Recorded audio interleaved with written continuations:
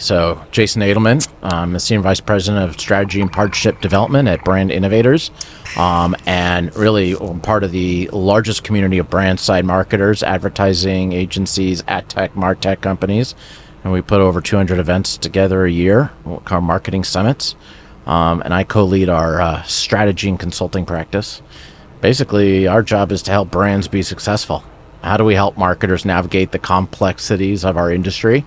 Figure out who to work with, what are the latest innovations, emerging companies that can help them be successful in their jobs. So my team is out there kind of pounding the pavement, figuring out who's really doing the best work out there, so that when they're evaluating who they can, figure out who to work with, we can make our recommendations that kind of become a trusted resource to them. We have been doing it for about 7 years or so. Company's been growing tremendously.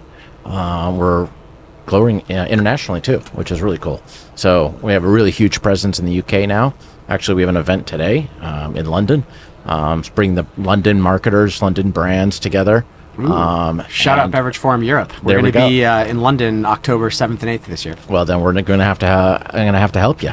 Fantastic. Yeah, it's great. So so that's what we do. So you guys are clearly driving strategy and helping to vet partners and things like that. Are you guys also really involved in the execution? So we're not. Okay. When it comes to that, we're more on the consulting advisory side, and that's the strategy side of the house. On the event side of the house, we're doing really big marketing conferences and events. We do over 200 a year. We show up pretty big at CES and South by Southwest and Cannes Lions. So right now, and now Beverage Forum. And now the Beverage Forum, I'm here seeing my old friends. But it's great because I'm running into a couple of brand CEOs that have spoken at our events and stuff like that. It's a home game for you. Like this checks a few boxes. It is a little right? bit of a home game for me, but it's exciting. I mean, seeing this space grow from just being exposed working at LA Libations for a couple of years is unbelievable. Obviously, you guys are doing some great work, but just the amount of options that are out there is just phenomenal. Yeah.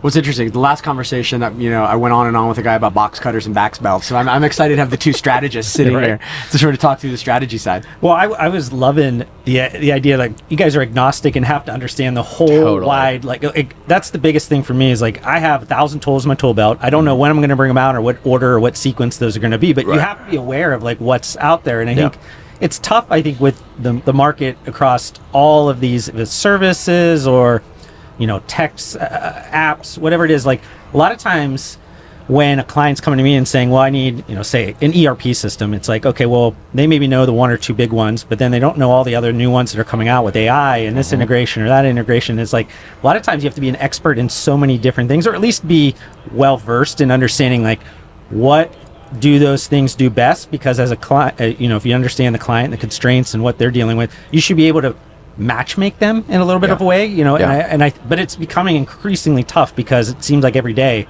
something new is coming out on all sides of the business strategy piece of it, where you guys, at least I think, are focused on that one little area, where I have the unfortunate I guess stance of having to be a generalist, of knowing way too many things, and then your brain is just like a big messy puzzle that you're trying to put together in some way that makes sense. Well, listen, 7 years ago when we started the consulting group at Brand Innovators, I would have said that you really had to have a lot of money in media and marketing spend to break through.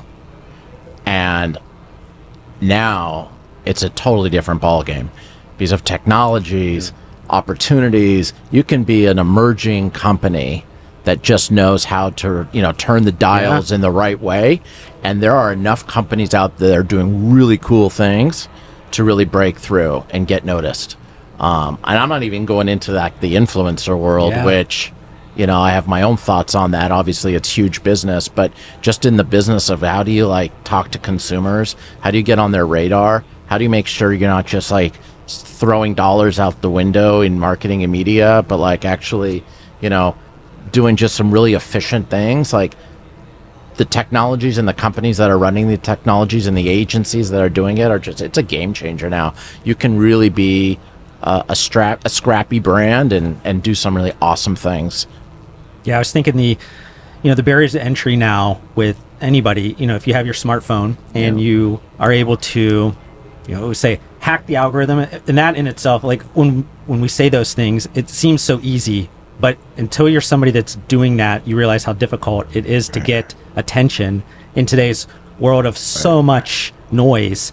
But when you get past that, maybe you hit one, you mentioned with influencers, maybe you hit that one that goes viral, or maybe like there's also it's ephemeral, it's short, like how do you take that and move it to the next step, like you need to understand the intricacies of, like, if it's agency or like how do you take that and make that the new baseline that then you grow from, and kind of, especially if you're a brand, you need to continuously evolve that. It's not just, I'm gonna be able to continuously hack something on my phone, or well, eventually there's levels to this. You're first of all, banking on viral is that's about the dumbest thing you can ever do. But here's where brands fail. Let's flip it on its head. Brands fail when they don't plan for what happens next. Yes. So you're about to go and meet with an incredible, huge national distributor. Now you're in thousands of doors. Do you have your marketing team set up for that? Or do you at least have a plan for that? Okay. You obviously hit it big, and you get some celebrity endorser that comes along, and then they come out, and then their movie is the biggest movie of the year, and you got this halo effect of it. Are you set up to be able to be at the speed of culture? And I think that's where brands fail, is there's so much about trying to get to the game, but then they're not actually ready for the game. Right. So let me give you a basketball analogy. Sit with me here for a second. Why were the teams in the 70s at UCLA basketball so successful? John Wooden. Correct. And what did John Wooden tell them? What was he preaching? It was all about preparation. Okay. Practice was as important, if not harder, than the game. So when they got to the game, it wasn't so much of a stretch. They knew what they were doing. So brands, no matter how big or how small, you have to prepare for the long tail of being able to react at the speed of culture and the speed of commerce. And I think that where a lot of brands fail is they raise a bunch of money, they spend it all, but then they're like, wow, we do not have the infrastructure. We don't know how to respond to this, especially if there's an incredibly viral moment. So that's I think the biggest thing. And then there's plenty of like partners out there that can help you like really prepare for those moments. And I think that's the difference between the winners and the losers. I also think a lot of times these brands, we probably use brand loosely because I think a lot of times there's people that sell a lot of product. Right. Maybe they don't. There's a lot of products out there. Yeah, there's it's not hard to be a brand. That's right. And I think that's what a lot of times gets these people in trouble is they because they don't have conviction on who they are and who they aren't.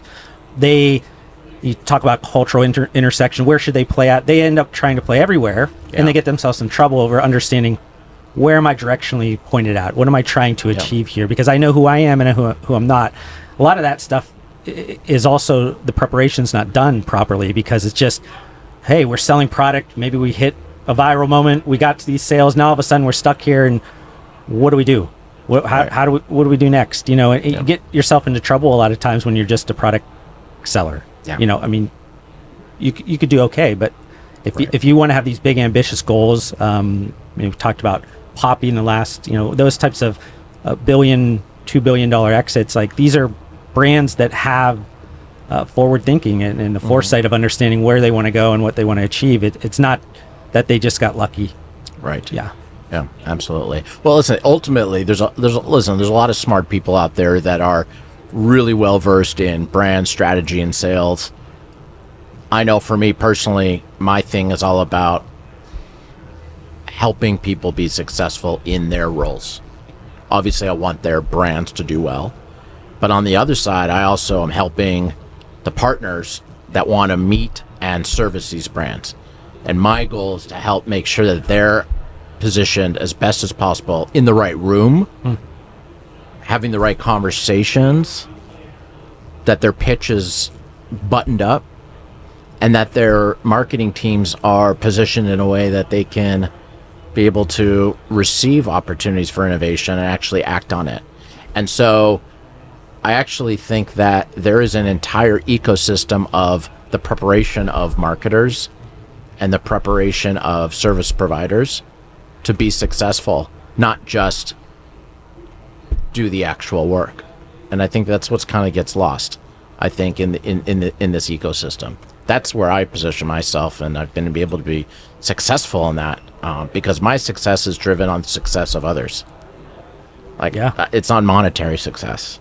So if I can help a head of brand marketing at Kraft Mac and Cheese find the right partners to help drive new audiences, to me, then I'm successful because they're successful in their organization. Yeah, that's what excites me. No, we're speaking the same language. Yeah. Incredible. Like I was the one talking a lot on this one. No, but I'm watching you two guys work. Like, we're kind of out of my element. Well, so I'll tell you a little brief history. So yeah, so I started working with Dino, Pat, and Danny in about 2013, 2014. They had a strategic alignment with a major film, entertainment, sports company in LA, and they were just launching these new brands and needed somebody to kind of play marketing lead. Through our relationship, I was able to come in, but let me tell you something. I had no idea. My only history was like big entertainment, sports partnerships with huge brands. I had no idea what the beverage business was. Like Dino taught me, just by observing him, taught me a lot. And these guys are the best. And I even only a 2-3 years we worked together, maybe so. But wow, did I learn a lot. It was amazing because I had no idea how the business worked. But you were kind of like the first chief marketing officer at LA Libations too. Yeah. Like, that shouldn't be lost. Like, that helped us on a trajectory and put us on a path. A foundation. It brought the foundation. Yeah. It was exciting. One of the reasons I've been a little quiet is I'm kind of enjoying the conversation. Like, I could talk to you about a bunch of stuff because I know you. Yeah. And I like that Josh doesn't take anything for granted. Like, it's good. Right. So I have a question. Like, this Beverage Forum, man, this is amazing. Oh, thanks. How does a small brand, it's got some seed funding, maybe they're in one of the big retailers, but only one, like, how do they break through at a conference like this? Number one, show up. Yeah. Number two is don't quit. Like, those 2-word sentences are all about this place. Yeah. And like the barrier to entry for Beverage Forum is pretty low. Like, buy a ticket. Yeah. And if you really want to highlight your brand because you got something going on, we go out of our way to put cold space out there. Like, one of the cool things about this show is I think there's almost 30 coolers out there. I know. So we had a lot of brands where it's like, let me bring in. I don't want to like ruin the display, door. But I kind of want to try them all. Yeah. That's what I do most of the time. Try them all because Danny and our kids are the ones filling them. So go ahead. Go ahead. Yeah, we're going to work these kids. So help yourself. No, you know what I think is, and you guys put on events too, but I think a lot of times it comes down to the curation of not only who's on stage, but who's in the room. Yeah. Because I think a lot of those layers are important. And if you bring in the right people, that becomes invaluable. Like, these guys, from the smallest brands to the biggest brands, they know they're going to be able to get into a room with the right people at the right time, that they're going to hopefully get a chance to, pitch themselves or do something. And I know last year there was a ton of different deals that were getting done. And I know this year probably even more. But I think that's the point of these shows, of these executive, kind of level shows, is that you want to get the right people in there that you can get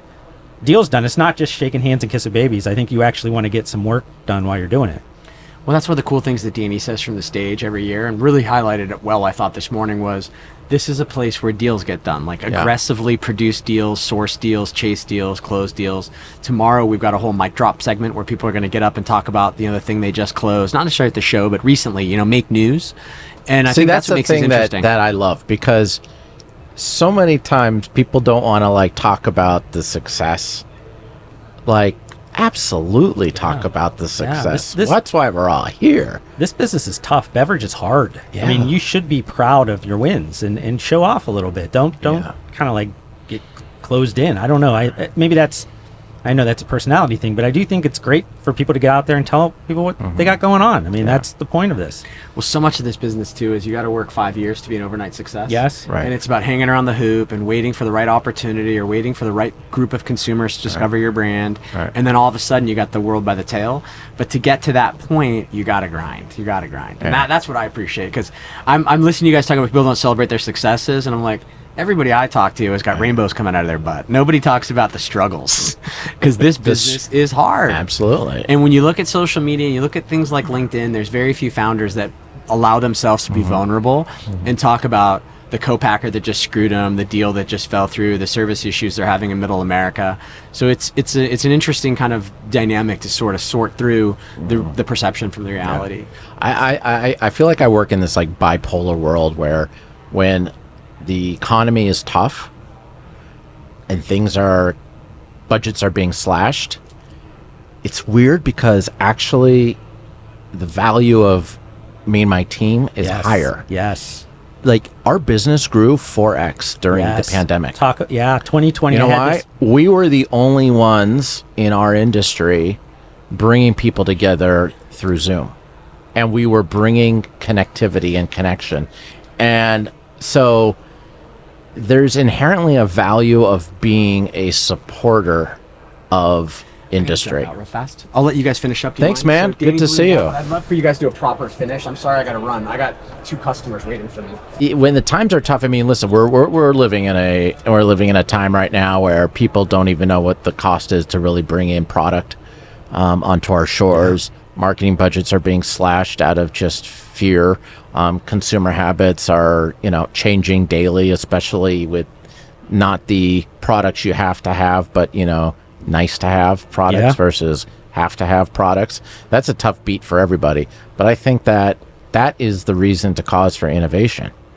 I mean, not just innovation in product, but innovation in marketing, innovation in sales, innovation in distribution.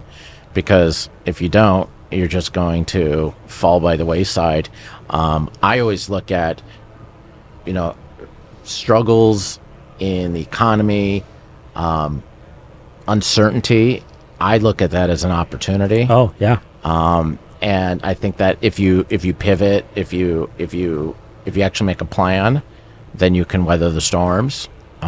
There's no secret sauce, there's no silver bullet, but that's how I look at it. Yeah, because chaos to me is. I mean, my 401k sucks, but Well, yeah.